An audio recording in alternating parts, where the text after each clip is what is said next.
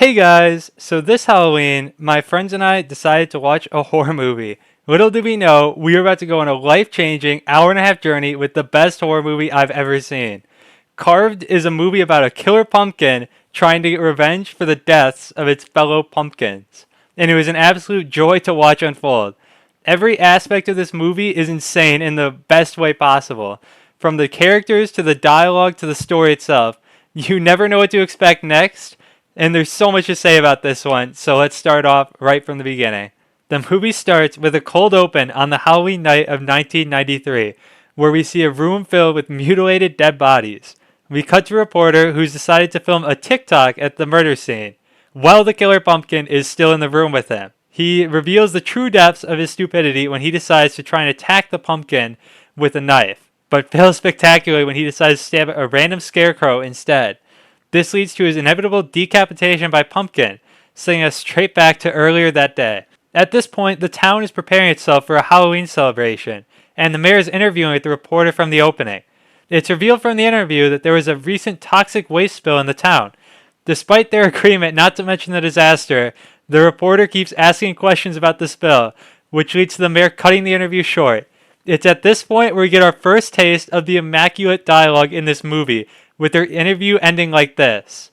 We got a super fun show. Take notes, guys. This is how you craft a masterpiece. This next part is genuinely the most insane sequence I've ever seen in a movie.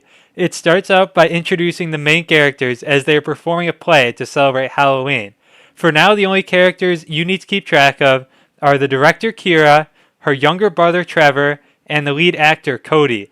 As part of the play, one of the other actors, named Maddie, begins to play an instrumental solo, which sets off a crazy sequence of events that are collectively the wildest 2 minutes I've ever seen in a movie. It starts out with a slow motion sequence that slowly zooms in on Maddie's face as she plays, ending up fully zoomed in on her eyes by the end. During this sequence, the camera pans over to Trevor, Kira's younger brother, where he is watching the performance from backstage. At this point, they very discreetly hint towards the fact that Trevor has a crush on Maddie. I think your baby bro might be pitching a tent. That's a child. Why did you say that? Anyway, Cody decides to add his input to the situation. You ever heard anyone say the heart wants what the heart wants? It's revealed that Kira and Cody are dating. Get a room. And then we cut to an interview about Corn. The person doing the interview is best known as Corn 1, and he's advertising the town's corn wagon, which will be very plot relevant later. After a lot more talk about corn, we see the famous corn wagon in all its glory, being worked on by its owner. For some reason, they decide to set up multiple quirks to the owner's character that are literally never brought up again. They show that he hates swearing and treats the corn wagon like it's his wife. Will you watch your goddamn mouth? Sorry you had to hear that, honey. The only important things done by this scene are establishing this guy, who I'll call Corn 2, as a character that exists, and that the corn wagon shouldn't be driven over 30. The next scene is when we're finally introduced to the main pumpkin man himself, when Corn 2 stumbles across him in a field behind their barn. When he first sees the pumpkin, he hits it with a banger line. What are you doing back there, bud? And then he goes over to the pumpkin and gets ready to cut it off the vine. At this point, I was fully expecting the pumpkin to murder him right then and there, but luckily he came ready with some of the strongest plot armor of all time, as it inexplicably decided not to kill him. After freeing it from the vine, Corn 2 sticks the evil pumpkin into the back of the corn wagon and takes it into town. It's at this point that we realize the true villain of the movie, when it's revealed that Cody got a part in a Broadway show, but he didn't tell anyone, except for the mayor for some reason. This is brought up a ton by Kira throughout the rest of the movie, even when the evil pumpkin is actively murdering people. Now, we finally reach the first jump scare of the movie, and we're starting out strong with this masterpiece of a scare. Clint. Then, while we're still recovering from that intense stare, they hit us with another. Show's over, Clint, so don't bother. You're fired. Then, just when you think the scares are over, You're fine, man! this is some truly horrifying stuff. All those incredible jump scares happen within a single minute of each other, giving you barely any time to recuperate from the previous scare. This right here is a masterpiece in terrifying the audience.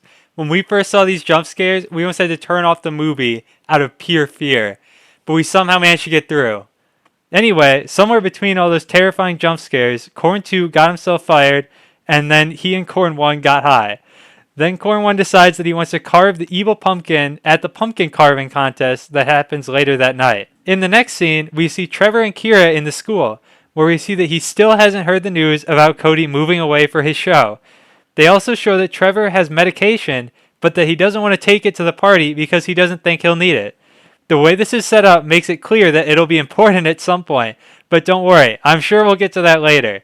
Kira offers to let Trevor carve her pumpkin in the upcoming contest, and they head off to the event. The pumpkin carving is a work of art that only a movie of this caliber could produce. It was at this point in the movie we came up with the theory that they might be dubbing in lines over existing scenes. That theory came from the single line which happens out of absolutely nowhere. Wed, wake up, you hunk of corn! Then the pumpkin carving starts, and this is the craziest group of pumpkin carvers I've ever seen. I can honestly see why the pumpkin became evil with how crazily they're attacking these pumpkins, including legitimate evil laughing. Then once Corn 1 goes to start carving the evil pumpkin, he gets his hand grabbed by a giant vine, then hits us with one of the best lines of all time. I'm tripping balls, man. Then when he goes to stab it with his other hand, that hand gets grabbed too. The banger lines just keep coming, this time from a random cameraman who apparently doesn't know the difference between his eyes and a camera. Holy shit. These special effects are fucking amazing. This scene is meant to be the trope where a character watching something through a camera doesn't realize that whatever's happening is real. But he literally starts the scene looking at it without the camera before he looks through it and thinks it's a special effect. Then Corn 1 gets murdered by the evil pumpkin using his own knife against him, and the pumpkin decides to go on a massive kill streak. It completely decapitates a random pumpkin carver easily, then decides it really hates the next dude and fully cuts his scalp off. Next, everyone starts running or hiding, and one of the carvers tries to get away, but gets cross-map sniped by the evil pumpkin. The craziest part about that is the pumpkin had no reason to go for him specifically. It just wanted to flex how good its aim was. Once again, people are trying to run, but another carver gets grabbed from across the room and decapitated in front of Trevor. By the way, this entire time, Trevor was standing in front of the pumpkin, and instead of killing him, it's been going for the people who were across the room from him. There's literally no reason it doesn't kill him either, since we find out later that he's one of the people that the pumpkin is specifically hunting. In the end, Kira and Cody help Trevor get away, but on the run to a nearby barn, the pumpkin hits a collat and gets 2 kills with 1 vine.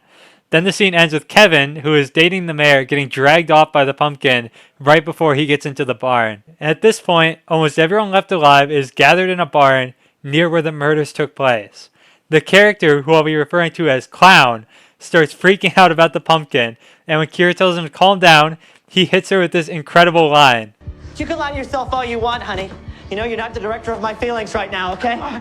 This is a discreet nod to the fact that Kira is in fact a director, and might genuinely be the stupidest line I've heard in a movie. Don't worry though, there's a lot more where that came from. It's at this point the pumpkin reappears and they realize that it's an evil girl pumpkin instead of just being an evil pumpkin. The pumpkin starts making goofy roaring sounds, and once again, Clown starts freaking out. It's truly fucking bad, incredibly fucking bad! And Kira yells at him again. Shane, do you ever stop hemming it up? Which apparently alerts the pumpkin to their location. The funny part of the yelling revealing them is that it's barely any louder than anything that everyone else has been saying. The pumpkin just decided to hear better. The characters decided that the pumpkin mutated from the toxic waste spill mentioned earlier, and at this point, Clown tries to blame the evil pumpkin problem on the mayor. The main thing the Clown is upset about is that he wasn't chosen as the director for the Halloween play, which causes an argument between everyone. The scene that came literally right before this was the pumpkin's ability to hear and the fact that it was coming to kill them. But for some reason, despite the fact that the pumpkin was like 20 feet away, it takes over 2 minutes to finally get to the barn. In those 2 minutes, they get a speech from a random old guy that goes on for like an entire minute longer than it needed to. By the time the evil pumpkin got there, I was honestly happy to see him get kidnapped and taken out of the barn. Once the pumpkin murders the guy who is giving the speech, it randomly decides to leave, even though it was clearly willing to kill multiple people at a time earlier. It's somehow stopped by a thin wooden barn door, and then they form a circle as if the pumpkin isn't strong enough to just instantly kill them if it wanted to. Once again, Kira starts complaining about Cody going to act in New York, when she literally just saw someone die in front of her. I feel like there might be slightly more important issues here considering what's going on. They begin to discuss a possible plan of action for surviving their pumpkin problem and find out that they don't have access to any vehicles except Cody's truck, but his keys are locked inside the school. Then they decide to send someone to find a phone in order to call the police. And this lady gives the excuse, I would go, but I got a bum knee. which I will definitely be bringing up later. They all get distracted from their cuddle circle by the sequence from the opening where the reporter gets killed. After they all make fun of him for recording a TikTok of himself, they realize that he has a knife. For some reason, the knife makes them confident that he'll be able to kill the pumpkin, as if it wasn't just in a room full of people with knives literally minutes ago where it killed all of them. Also, if they've been paying attention during the opening of the movie, they would know he's going to die. When he does die, we are once again reminded that this is peak cinema we're watching with this incredible scene. So after that incredible sequence, the power in the town is completely out since the pumpkin accidentally threw his body in the perfect place to cut the power.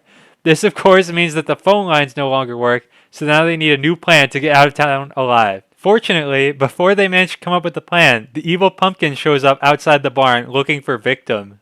For some reason, the pumpkin is still too weak to break the wooden boards, as if it can't stab straight through people's skulls. Anyway, since there's clearly no other option, the evil pumpkin goes with the genius plan of digging its roots through the ground in order to get into the barn. This strategy is very successful at first, as the pumpkin manages to get its vines into the barn. The evil pumpkin has them trapped in a corner when they get a call on the radio from Kevin, who everyone thought was dead. He somehow survived being dragged off into the pumpkin carving contest and managed to get to the second floor of an entirely different building despite having a massive cut on his leg. There's literally no explanation for how he managed to avoid dying, but I guess he's just built different. Also, he's conveniently next to a supply of spare walkie-talkies, which allows him to come up with a plan. There's a walkie-talkie left outside the barn that Kev calls, and he uses taunt. It's super effective. The pumpkin fully forgets about killing all the people in the barn and goes to stare at the walkie-talkie for the next 10 minutes. Even though the evil pumpkin is distracted, they still need a plan to get out. But luckily, Kira is a director. Throughout the entire planning process, the evil pumpkin just stares idly at the walkie-talkie and forgets that it's part of the movie for a while. The plan they come up with is using the multitude of walkie-talkies they apparently have to distract the evil pumpkin by slingshotting them throughout the town. There's basically no reason for them to slingshot the walkie-talkies, since throwing them would probably be just as effective and wouldn't force Kevin to use his injured leg for no reason. After launching the first walkie-talkie, Kevin starts roasting the evil pumpkin, and once again, it's fully distracted. Next, they send Cody out to get the keys to his truck from the school, and Kevin provides another walkie-talkie distraction to help make it there. While he's going to the school, everyone else makes a run for the truck, although running is a very strong word to use here. Here comes the first appearance of the famous bum knee, as it's shown that Barbara, the lady who mentioned her knee earlier, is slower than everyone else. This right here is an expert display of how to create a realistic, consistent universe for everyone to enjoy. Cody finally gets to the school where he manages to get into his locker, where he somehow spills everything inside on the ground. He hears a noise and realizes that Trevor just gained teleportation powers when he literally materializes out of the shadows. Also, he showed up like 10 seconds after Cody, when Cody had a massive head start of at least a minute before Trevor even left the shed. After teleporting to Cody, Trevor sees that he has a book about New York, and assumes based on that alone that Cody's leaving to go to New York. At this point, Trevor starts hyperventilating, and Kira shows up at the school looking for him. Now is where the pills from the beginning of the movie come back into play, since Trevor needs them to calm down, but he didn't bring them along. That decision doesn't actually matter though, since the pills are actually right next to them in the locker. So choosing to leave them behind didn't actually change anything at all. They give Trevor a pill and he seems to calm down for now. However, it's at this exact moment that Kevin decides to throw, and he taunts the monster on the walkie-talkie channel that everyone else is on. This ends up leading the evil pumpkin straight to the main group. Kevin launches the final radio, and now's the best time to mention that every time Kevin has launched one of the radios, they've shown this exact same shot. Overall, they show it a total of 3 times, but on the final radio launch, Kevin is spotted by the evil pumpkin. The pumpkin displays its lack of skill in hide and seek when Kevin finds it instantly when it fails to hide behind a tree. The pumpkin breaks into the house that Kevin's hiding in, and Kevin yells over the radio and causes Trevor to smack the truck keys straight into a vent. The vent the keys fell into is clearly able to be removed easily, but the characters are unwilling to take the vent off. The actual problem they have isn't even that they can't reach the keys, but the fact that it's too dark in the vent for them to be visible, even though they have a lantern. Luckily, Barbara has an idea and splits off from the rest of the group. She goes to grab the camera that the reporter was using at the beginning of the movie and manages to make it to the school, all in spite of the fact that she has a bum knee. We cut back to Kevin as he's made the interesting decision to crawl towards the evil pumpkin instead of away. The crazy part about this choice is that as soon as Kevin sees the pumpkin coming up the stairs, he starts crawling away again, screaming the entire time. Then he calls the main group and lets them know that he's about to die, which causes the mayor to go try and save him. But as soon as the mayor gets to the security office and tries to attack the evil pumpkin, they both make sure to hold down the walkie-talkie's talk button the entire time. This means they keep transmitting everything as they're both killed by the pumpkin, just so that everyone else has to hear the sounds of them getting killed. The pumpkin decapitates Kevin and stabs the mayor through the chest, which takes his heart straight out of his body. Next, we move back to the characters at the school, where they use the light from the camera to find the keys inside the vent. They manage to get them out, and all of them run out of the school towards the truck to make their escape. On their way, they regroup with all the remaining living characters, and as they get closer, Clown starts cheering, causing the pumpkin to start chasing him down as they run towards the truck. At this point, Clown makes one of the dumbest decisions I've ever seen and decides to push away Cody as he's trying to unlock the door to the truck. After pushing him away and failing spectacularly to open the truck himself, Clown gets grabbed and murdered by the evil pumpkin. However, as a key part of the murder, the pumpkin decides to cut off Clown's hand. The hand that was cut off was, of course, the one holding the truck's only key, and it goes flying into a nearby lake before Clown literally gets drowned in the blood coming from his arm. The rest of the group manages to escape alive into a nearby building, evading detection by the evil pumpkin for now. While they're all hiding inside, we learn the reason that Maddie plays the flute is because her brother taught her how to play and gave her the flute that she's had throughout the movie.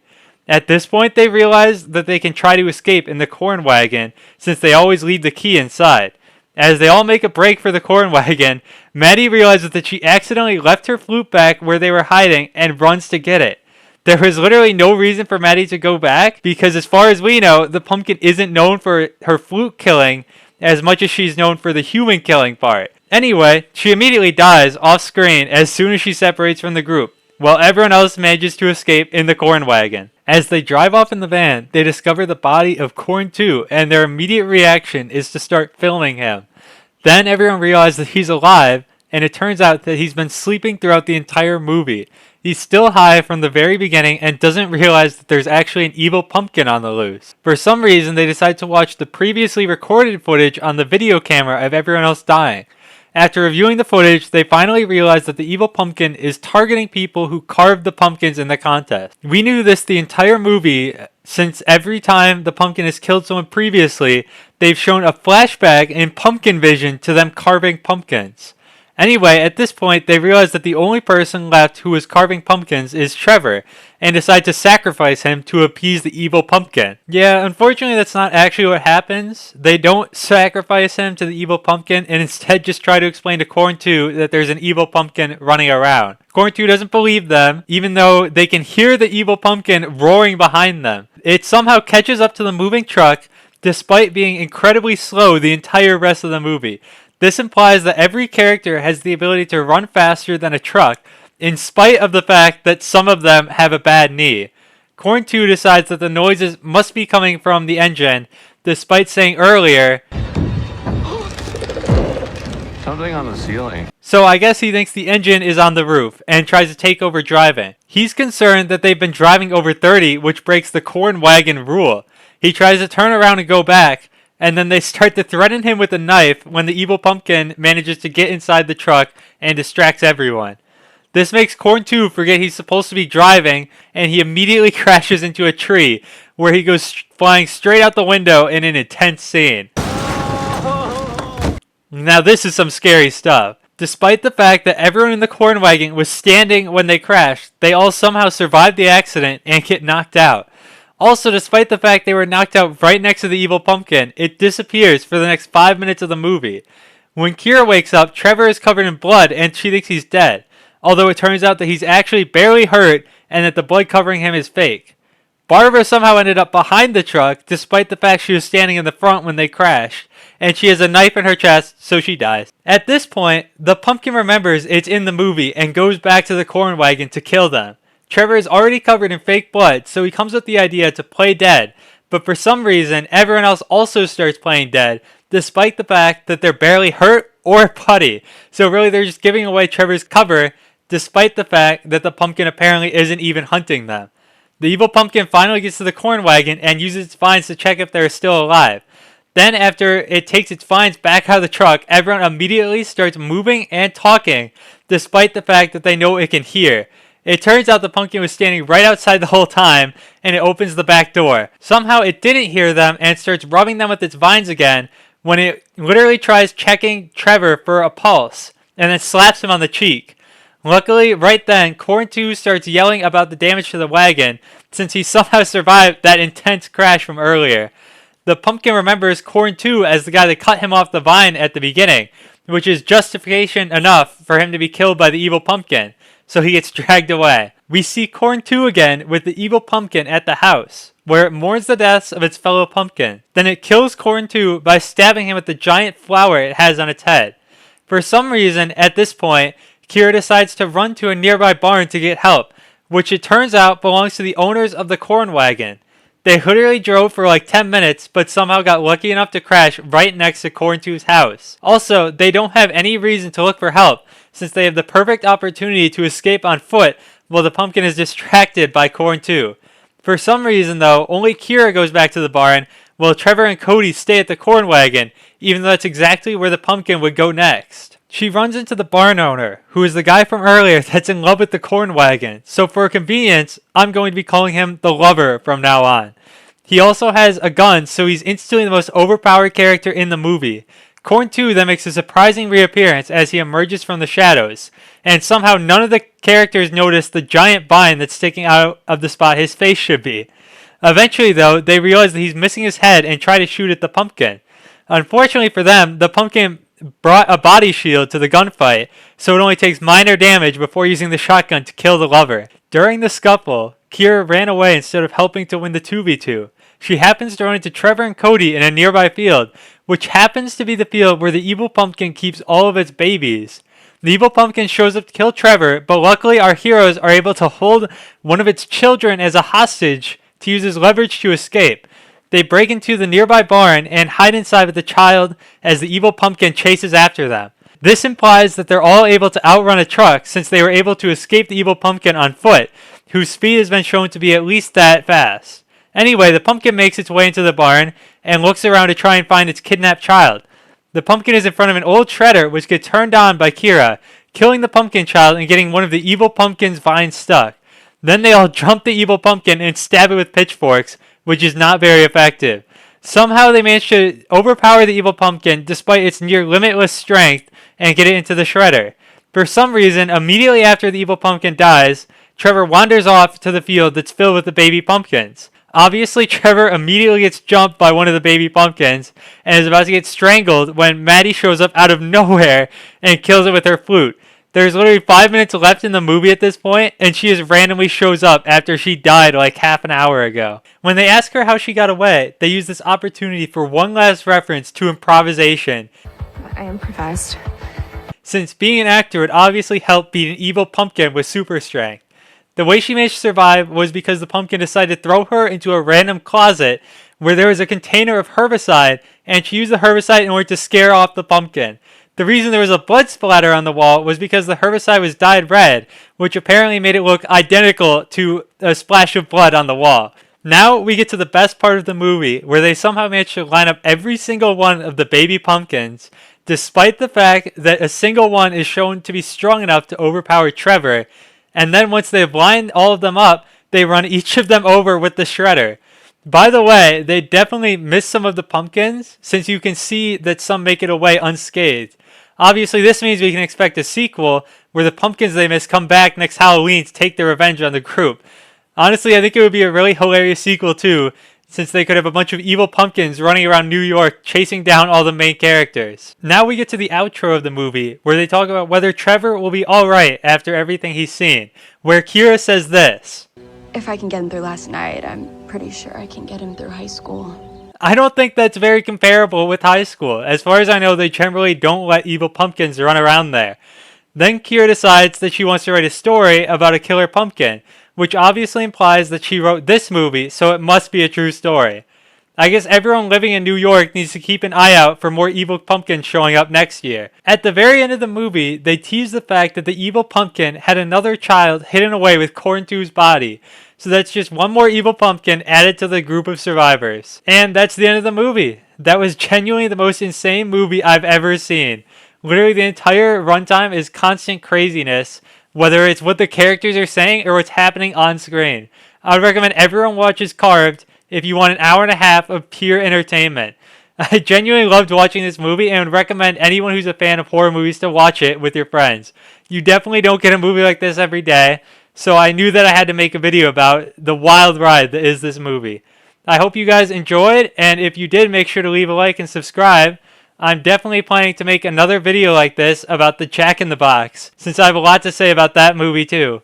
I'm hoping to get that video out sometime next week, so keep an eye out for that one. I hope you guys enjoyed, and I will see you all next time. Bye bye!